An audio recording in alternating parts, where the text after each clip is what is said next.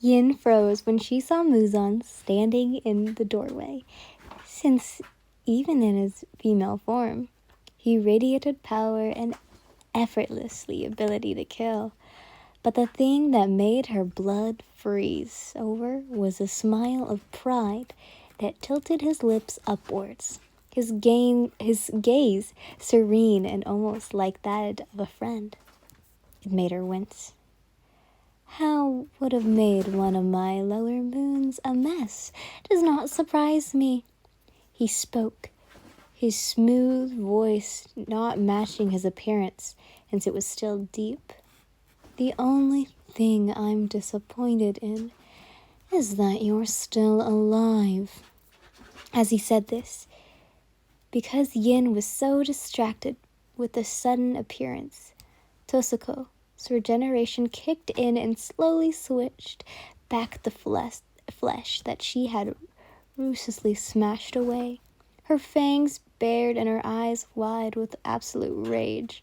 When she saw Muzan, though, the look quickly faded, and she pushed Yin off of her so she could bow lowly in respect for the one that made her.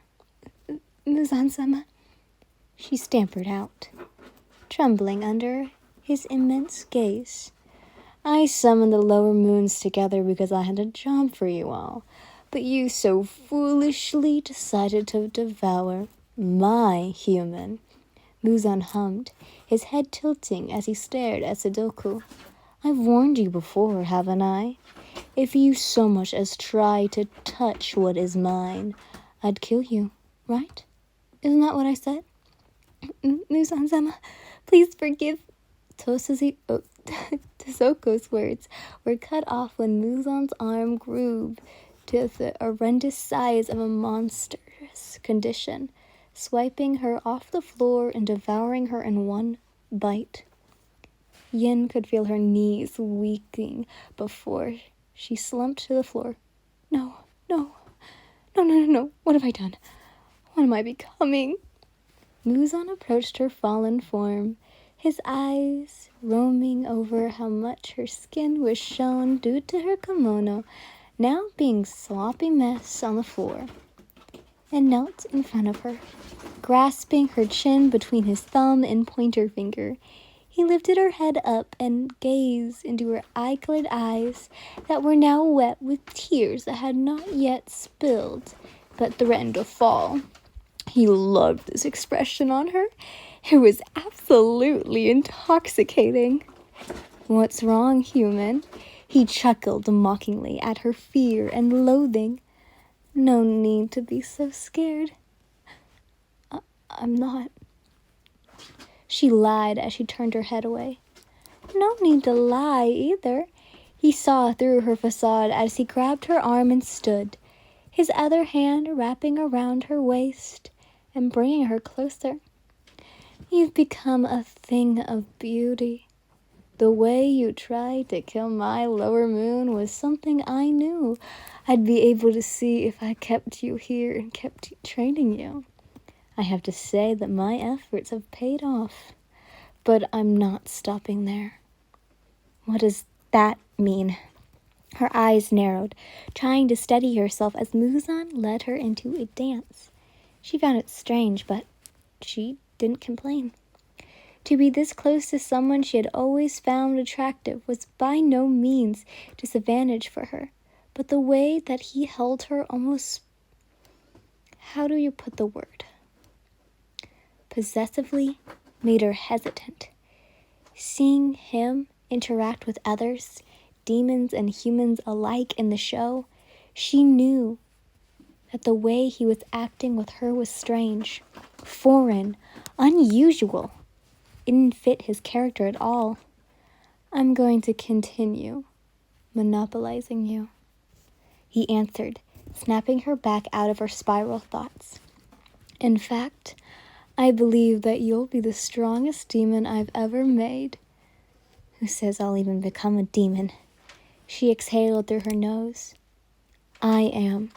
His hand was on her waist, suddenly pulled her closer until their noses were almost touching.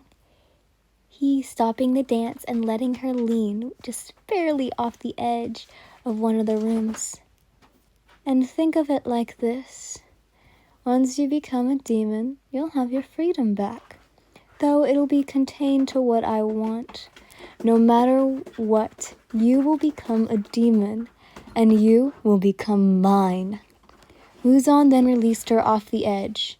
In accompaniment with the sound of Nakime's biwa, his smile was the last thing Yin saw as she fell and tumbled into her floor, rubbing her back where she had landed, pain etching its way up and down her spine. She sat down as her thoughts wearied. He's enjoying this. He's enjoying the fact that I'm changing to be more like him, to be more like a demon, both mentally and physically. Staring down at her hands, Yin could only feel a vast emptiness within her open up. In her previous world, she hadn't even dreamed of hurting people since it wasn't her nature. Yet now, in the world full of demons, she was actively enjoying hunting others. She still remembered the thrill of overpowering Sudoku, still remembered the blood on her hands, and then there was the fear in her eyes. Just the look alone made Yin feel so empowered and unlike what she normally felt like when faced with demons. It made her sick, but she enjoyed it, letting her gaze drift to the floor and immediately flickered back up when the door to her room slid open. Doma standing there with his golden fan clutched in his hand and a smirk on his lips. He still looked the same as ever, save for the blood that usually decorated his hands and fangs, something she was thankful for. But something looked very off. What are you doing here? Yin stood up hesitantly when he very quickly crossed the room in a couple strides. What do you want? This is it, he laughed, his fan dropping to the floor as he stood over her and clutched both of her sides of her face, watching as she flinched from the way his nails dug into her skin. This is the moment I've been waiting for, the chance to consume you and make you a part of me. Muzan-sama has finally granted my wish. Her eyes widened. Muzan, by doing this, what are you hoping to achieve? It's time for Toagawa's secret. Muzan felt almost pride at how Yin handled Sudoku, finding that blood looked very nice on her to the point it made him sweep her into a dance where it was just the two of them. Muzan couldn't wait until Yin lost her moralities to become the perfect demon for him. Doma has waited a long time to devour Yin, and Muzan decided to grant that desire only because he wanted to see the girl's reaction. Well, see you tomorrow.